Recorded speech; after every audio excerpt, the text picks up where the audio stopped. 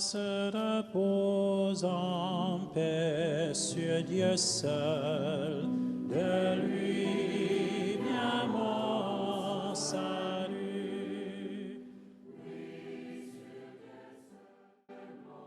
Nous pouvons aujourd'hui prier avec 3 petites histoires. La première que j'ai trouvée dans la Gazette des clubs, ce journal que tu connais peut-être, et les 2 autres histoires qu'on lira dans les évangiles.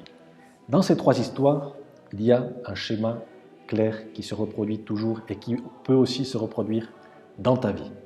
La première étape de ces 3 histoires, c'est que les personnages refusent la croix, le sacrifice. La deuxième étape, c'est que un événement les aide à accepter cette croix. Et la troisième étape, eh bien, c'est la joie qui résulte toujours de l'acceptation de la croix. Alors dans la première histoire que j'ai trouvée dans la Gazette des clubs, on raconte l'histoire d'un garçon qui s'appelle Matthieu, qui a 14 ans et qui a toujours eu comme aspiration de passer plus de temps avec ses parents.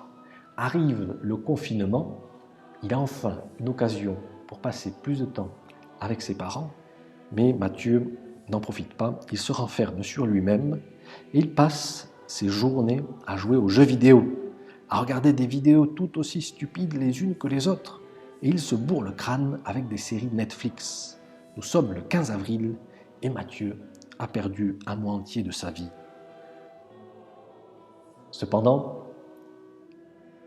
Matthieu réagit dans un moment de prière, il se rend compte qu'il est tiède et il accepte cette croix du confinement, il se rend compte qu'il doit réagir, qu'il doit prendre sur lui ce confinement et ne pas passer à côté de cette opportunité qu'il a de vivre une période dans laquelle il peut passer plus de temps avec ses parents. Grâce à cette réaction, Matthieu change et Matthieu est profondément heureux. Matthieu n'a qu'un seul regret, finit ce sympathique récit, c'est d'avoir perdu un mois de sa vie durant lequel il aurait pu vivre des moments forts avec ses parents et avec Dieu, durant lequel il aurait pu prier et travailler. Grâce à Dieu, Matthieu a su réagir et le résultat a été sa joie. La deuxième petite histoire que je voulais te raconter, on la trouve dans l'Évangile, et c'est l'histoire des disciples d'Emmaüs. Alors les disciples d'Emmaüs, ils ont fui Jérusalem après la mort de notre Seigneur Jésus-Christ sur la croix. Ils marchent tout tristes et apparaît à l'improviste Jésus. Alors ils ne le reconnaissent pas tout de suite. Les disciples d'Emmaüs avaient eu vent de la résurrection du Seigneur. Quand ils parlent avec Jésus, on se rend compte qu'ils ont entendu parler du tombeau vide, des saintes femmes qui ont vu un ange. Mais ces disciples d'Emmaüs sont complètement fermés à la grande nouvelle de ta résurrection parce que un Messie mort pour nous sur une croix, eh bien c'est quelque chose qu'ils n'acceptent pas. Et c'est ce que Jésus leur dit sur le chemin d'Emmaüs. Il leur dit « Mais qu'est-ce que vous êtes têtus? Ça ne rentre pas dans votre tête que le Messie devait souffrir sur la croix, mourir et ressusciter, que toute la Bible ne parle que de ça. » Et les disciples d'Emmaüs, eh bien, petit à petit, ouvrent leur cœur au Seigneur. Ils le reconnaissent dans cette Eucharistie qu'ils partagent ensuite avec Jésus. Là aussi, nous avons 2 personnes qui étaient fermées à la croix, qui n'imaginaient pas le Messie sur une croix, et qui ensuite ont accepté cette croix, et qui ensuite, dans un troisième temps, sont retournés tout contents, nous dit l'Évangile, à Jérusalem, pour partager avec tous les apôtres la joie qu'ils avaient d'avoir rencontré Jésus, et surtout d'avoir accepté ce grand cadeau que tu nous fais, Seigneur, cet immense cadeau de ta mort et de ta résurrection pour nous. Et la troisième histoire que nous pouvons contempler ce matin, eh bien, c'est celle de Saint Joseph que nous fêtons aujourd'hui. Saint Joseph, lui aussi, a eu son moment de crise, son moment de non-acceptation de la croix. Et c'est quand sa femme, sa fiancée, Marie, lui dit qu'elle est enceinte. Et Saint Joseph, il se sent complètement dépassé par ce mystère de l'incarnation du Fils de Dieu dans le sein de sa femme, de Sainte Marie. Il se sent tout petit, tout petit, tout petit. Et il a peur et il fuit la croix. Un ange apparaît dans son sommeil pour lui expliquer d'accepter cette croix. Dieu le Père veut que Saint Joseph soit le Père sur cette terre de Jésus. Saint Joseph réagit extrêmement bien.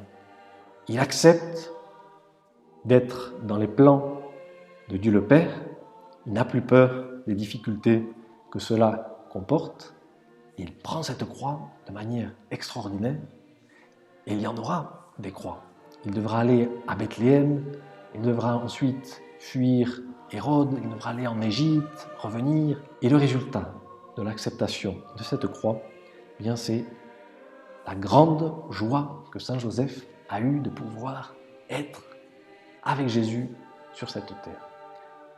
La grande joie de Saint Joseph d'avoir une vocation extraordinaire, celle d'éduquer l'enfant Jésus, celle de travailler avec lui, celle de lui apprendre le métier de charpentier. Quelle joie de Saint Joseph! Saint Joseph est le saint le plus joyeux avec Sainte Marie parce qu'il a su accepter les petites et grandes croix que le Seigneur a mis sur son chemin.